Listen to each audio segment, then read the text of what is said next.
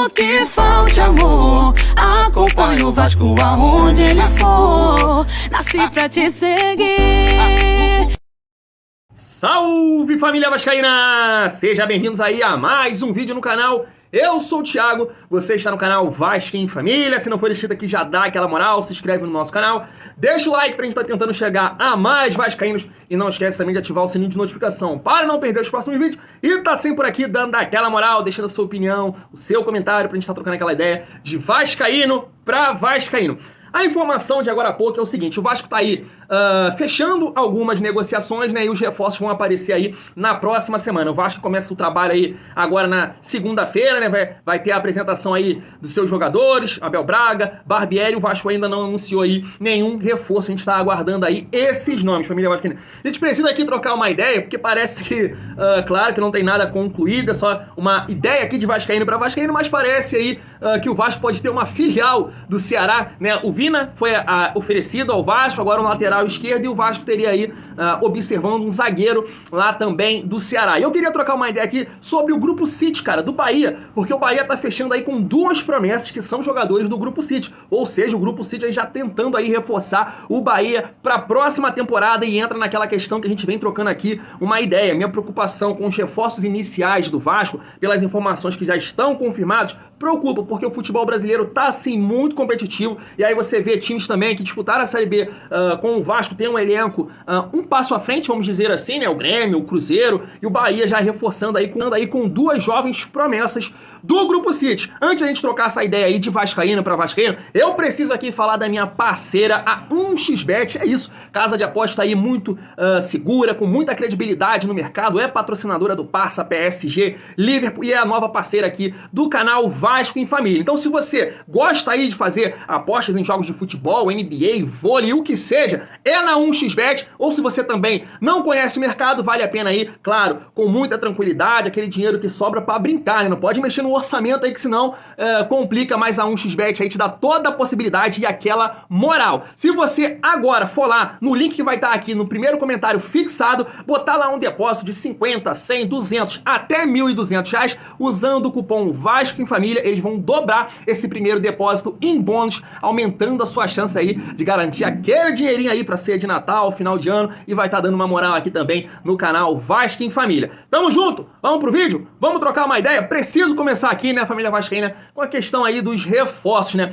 Eu venho falando isso aqui, outro dia eu trouxe uma resenha aqui do Ronaldo, né, que é dono do Cruzeiro, dono do Valladolid, também pretende aí comprar até outros clubes, ele dizendo ali a importância de um profissional nesse processo todo, que é do Paulo André, né? É um ex-jogador, até teve um torcedor aqui do Vasco que me questionou, pô, tu é burro, tu tá falando, Paulo André é jogador. Eu falei com ele, pô, irmão, Paulo André já parou, agora tá trabalhando aí na área de gestão, junto com o Ronaldo, e foi, segundo o Ronaldo, fundamental aí nesse processo para achar lá o Pesolano, para montagem do elenco, tanto aqui no Cruzeiro quanto lá no Valladolid, que também subiu. E a gente tem que entender que o Paulo Brax, nesse sentido, vai ser muito importante. Será que ele tem essa bagagem? É por isso aqui que eu discordo de alguns influenciadores ou torcedores do Vasco que defendem aí tudo que a 77 faz. Agora existe uma análise, agora é um processo profissional, não é mais como um modelo associativo, porque lá era bravata, e não é por aí, né? Existe sim um modelo aí, uma gestão, como a 777 quer encaminhar todos esses processos aí de contratação, mas existe também um profissional que precisa ter conhecimento, experiência, ter contatos. E será que o Paulo Brax tem essas ferramentas necessárias para que realmente faça esse processo funcionar no Vasco? Isso é uma grande questão, porque os reforços que estão aparecendo aí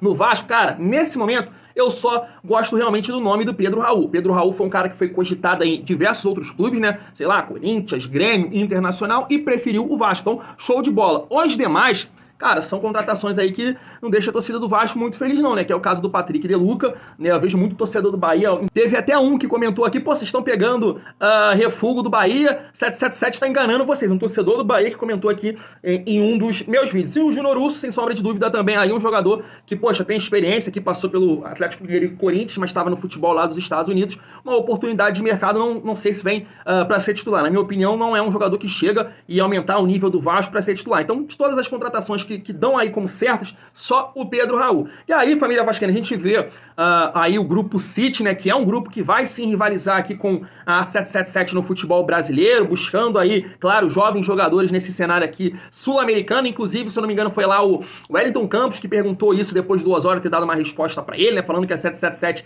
quer rivalizar aí com o Grupo City. Foi perguntado isso pro Josh, o Josh falou que não, eles querem fazer o trabalho deles aqui, comprando os clubes e tudo mais, não tem nada disso de rivalizar com o Grupo City, mas a gente tem que entender que eles compraram aqui o futebol do Bahia e vão estar de olho aqui nesses jovens talentos, tanto do futebol brasileiro quanto aí sul-americano. Vai ser um grupo que com certeza vai rivalizar com a 777 em busca desses jovens talentos para estar reforçando aí os seus clubes. E aí a gente vê aí esse processo interessante no Bahia, trazendo aí 2 jovens jogadores do Grupo City, né? Um é uma joia aí do futebol uruguaio, que nesse momento tá lá no New York City, futebol dos Estados Unidos, vai ter aí, vai ser emprestado por 1 ano pro Bahia, se tudo dar certo. E também o Kaique a gente já conhece mais, né? Porque o Kaique é uma jovem promessa aqui do Fluminense, onde em poucas partidas realmente jogou muita bola, e aí acabou sendo comprado aí pelo Grupo City, lá pro Manchester City, mas nesse momento ele tá emprestado aí, se eu não me engano, pro Passos de Ferreira de Portugal, mas o Grupo City vai pedir, né, ele de volta desse empréstimo e vai emprestar aí pro Bahia. Então a gente vê aí o Bahia já tentando reforçar o seu elenco com 2 jovens jogadores. E aí entra naquela questão que a gente vem comentando aqui. O futebol brasileiro tá muito competitivo.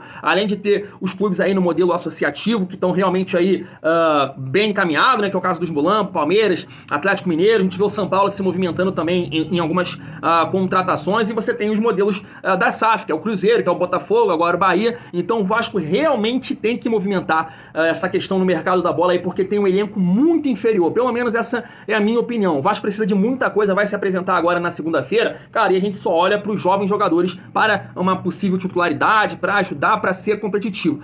Olhando pro resto do elenco fica difícil, família vascaína. E aí você vê essa possibilidade aqui, né, que surgiu aí ontem, que é o Vasco olhando aí pro Ceará.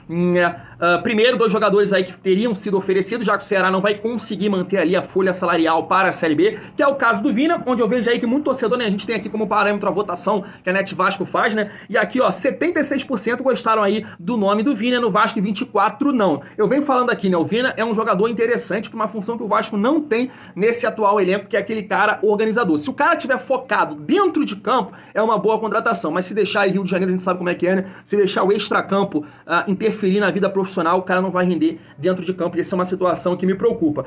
O Bruno Pacheco, também lateral esquerdo, teria sido oferecido ao Vasco aí, inclusive eu vi também no canal do Jorge Nicola que ele teria também aí entrado em contato com o São Paulo, ou o São Paulo tem interesse nesse jogador, e o Bruno Pacheco, ele é interessante, cara, porque eu vi muito Bruno Pacheco jogar no Atlético Goianiense, na Chapecoense, e agora no Ceará. Ele é engraçado, ele joga 1 ano na Série A e cai, mas ele vai bem até um certo ponto, e aí ele vai para um outro time no ano seguinte na Série A, que cai também, mas aí ele vai bem também e vai para outro time, que foi o Ceará agora, Atlético Goianiense, Chapecoense, e agora o Ceará, os 3 caindo, ele tava lá no time, mas ele sempre fica na Série A, e foi aí oferecido pro Vasco da Gama. E aí, cara, é aquilo que eu tô falando, não é um contato do Vasco, né? Foi oferecido pro Vasco, mas, cara, não dá, né, cara?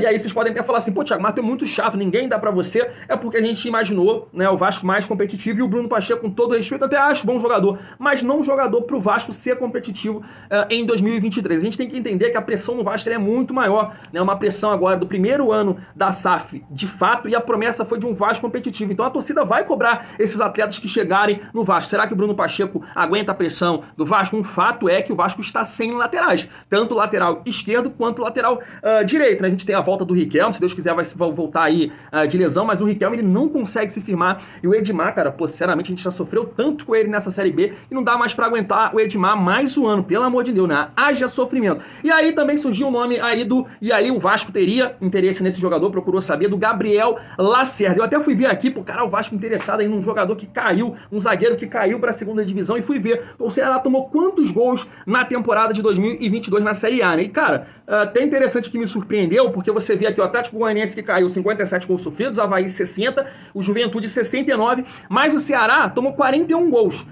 E aí, só por questão de curiosidade, por exemplo, o Fluminense, que foi o 3º colocado, tomou 41. Então o Ceará realmente não teve ali a defesa tão ruim assim. São bastantes gols, mas não teve a defesa tão ruim assim. O Gabriel Lacerda, de 38 oportunidades pelo Ceará na Série A, ele jogou 19 como titular, tá aqui na Transmarket, né? Suplente não suplente utilizado. Ele ficou no banco e entrou em campo. 7 vezes e 11 oportunidades ele teve no banco e não entrou. Mas aí é mais uma vez. Aí você pega todos os nomes que estão sendo cogitados no Vasco e aí você junta. E aí você fica preocupado, né? Caetano, que tá lá no Goiás. Gabriel Lacerda. Você olha pro atual elenco do Vasco, os zagueiros, você pensa assim, meu Deus, vamos sofrer. E é aquilo que eu venho falando aqui nos últimos vídeos. Esses nomes aqui, o Vasco não vai ser competitivo. Você pode acreditar no processo, você pode acreditar na 777, você pode acreditar no profissional Paulo Brax, mas esses nomes que estão sendo cogitados, o Vasco não vai ser competitivo. Esquece. A sua crença, você acreditar em todo esse processo, é que alguns nomes estejam aí em sigilo. Bons nomes para aumentar esse nível técnico do Vasco. Porque os nomes que estão sendo apurados aí pelos jornalistas, que acabam saindo na mídia,